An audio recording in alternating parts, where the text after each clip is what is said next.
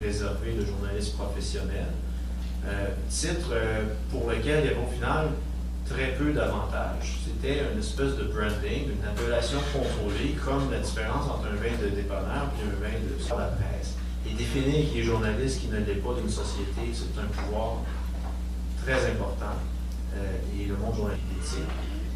Alors, il faut faire attention, on était très contre à la Fédération, nous, l'espèce de modèle unique, la chape de plomb qui s'abat sur tout le monde avec les mêmes règles, et qui aurait pu finir par créer une caste de privilégiés et à exclure des voies justement alternatives qu'on aurait vite repoussées à la frontière, à la périphérie du métier. Et on a fait beaucoup d'études autour des titres professionnels. On a vu les pays où il y en avait, puis du très bon travail, puis du très mauvais dans les pays où il y a un titre versus ceux qui n'en ont pas. Alors, il ne faut pas voir ça comme une panacée, au contraire. Ça aurait pu être un outil, mais ce n'est pas la finalité. Je pense que la finalité, c'est d'avoir des journalistes compétents, aguerris. Bon, on est sensible à cette notion de débat, information, désinformation, objectivité et des biais. Le cœur de la réflexion en ce moment dans nos troupes, c'est d'avoir des outils pour faire notre travail, droit d'accès digne de ce nom, des protections des sources, le moins d'intrusion possible de l'État et, ultimement, un avenir économique qui nous permet. J'invite Marc Commando de venir clore cet atelier. Et je répète, avant d'avoir l'adresse 2049 Saint-Denis, pour quelqu'un qui a des relations.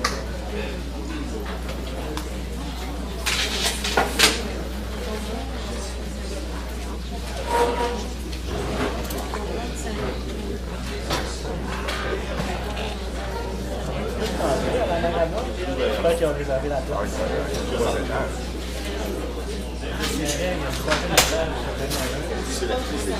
C'est vrai que tu viens de me rappeler que oui, il y a 3 étages, c'est quand même. Oui, c'est tout petit. De toute façon, on a eu un meeting, là, nous autres, on a pris toute notre promotion. Je pense que j'en ai jamais eu ça. Je pense que j'avais jamais une carte de la FTJP non plus. L'ex-ministre de l'Environnement, assistance qualifiable, au papier sur le loyer, etc. Mais j'ai été rassuré et en un sens content des médias sociaux parce que j'ai trouvé la contre-réaction tout de suite. Un blog qui disait, et malheureusement je ne me rappelle pas du nom de l'auteur, mais c'est quelque chose que j'ai quand même lu et relu, qui disait oui, mais Daniel Breton, lui, il n'allait pas au 357 au moins. Et il ne faisait pas partie de cette culture. Et disait ce blogueur, on aurait aimé le voir au sein du cabinet. Quelqu'un qui est participant d'une autre culture, d'une culture militante. Et pourquoi ne serait-il pas là? Mais par la suite, ça s'est empilé. Les journalistes, il y a plus de plateformes. Les journalistes ne peuvent pas diriger leurs propres histoires. Ils sont constamment, si vous voulez, nourris par les relationnistes. Leurs histoires ont moins de muscles, disait-elle, et il y a beaucoup de journalistes qui traitent avec des porte-paroles. Le journaliste, c'est un journaliste de seconde zone, disait-elle, où la vitesse est privilégiée plutôt que l'originalité. Et au fond, les journalistes aimeraient bien, ont pas assez de temps pour... Et l'image, je pense qu'on va tous garder, ceux qui ont voté toute la journée, cette image du hamster dans sa cage qui roule. Et c'est vraiment ça que vivent les journalistes. Moi, certains m'en parlent, je les vois faire. C'est-à-dire qu'ils ont plus de volume que de réflexion. Maintenant, dans un module d'enquête, justement, les happy few et le reste. Alors, mais il y a ça. Il y a si vous voulez, une effervescence là, qui fait qu'on peut produire beaucoup.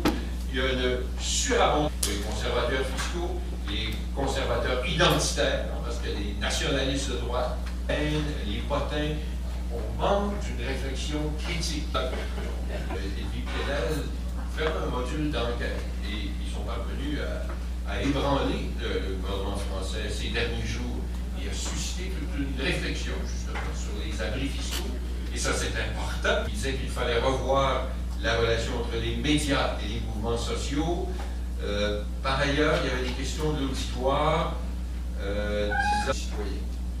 On a parlé de ce qui est bon dans le cas des révolutions, dans le cas des dissidences dans des pays, c'est là que j'y arrivais, disait ça nous prend aussi pas seulement des journalistes citoyens, et disait aussi, ça fait partie des effets pervers, que les journalistes sont bousculés. Ils ont des identités multiples. Mais pour un journaliste, c'est compliqué gérer tant d'habitude. Et le métier, au fond, peut-être fait par d'autres personnes, d'organiser toute cette matière et qui ont permis de voir, je ne sais pas, que l'Arabie Saoudite disait, parce que les diplomates ne disent pas ce genre de choses normalement, et c'est l'opinion du royaume d'Arabie Saoudite. Il faut écraser la tête du serpent, parlant de l'Iran. C'est intéressant qu'on sache ça. Au fond, il y a des rivalités entre certains pays musulmans. Et généralement, si vous êtes journaliste, vous savez que les diplomates, ça ne parle pas. Vous interviewez ces gens-là, la plupart du temps, ils ne disent rien. C'est vraiment, tout est évanescent, tout est flou. Il n'y a rien de plus moche qu'une entrevue de relations publiques, d'un diplomate. Ben, peut-être justement une interview de policiers de relations publiques. Mais là, journaliste. Bon, Simon Jodoin, par ailleurs, parlait de, c'est intéressant, de l'ancien monde opaque, très secret, et du nouveau monde. C'est ça qu'amènent les médias sociaux, disait-il.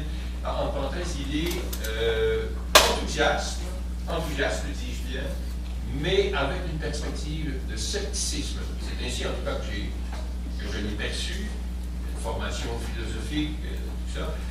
Facebook et Google ne produisent aucun contenu, disait-il, et au fond, il faut se garder là, de penser que c'est une espèce de révolution et que tout a changé. Là. On est quand même en concurrence avec Silicon Valley. Et il faut, bien sûr, c'est une bonne chose, mais ça reste quelque chose de capitaliste et d'organiser et de récupérer votre part.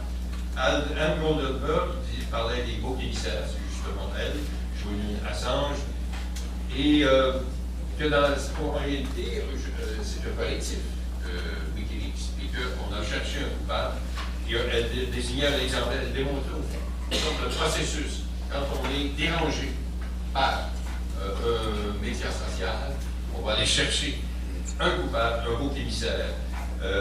Florent Daudance nous parlait des 10 millions de tweets qui ont alimenté le débat au Romney. Il y a une soif d'expression, disait-il.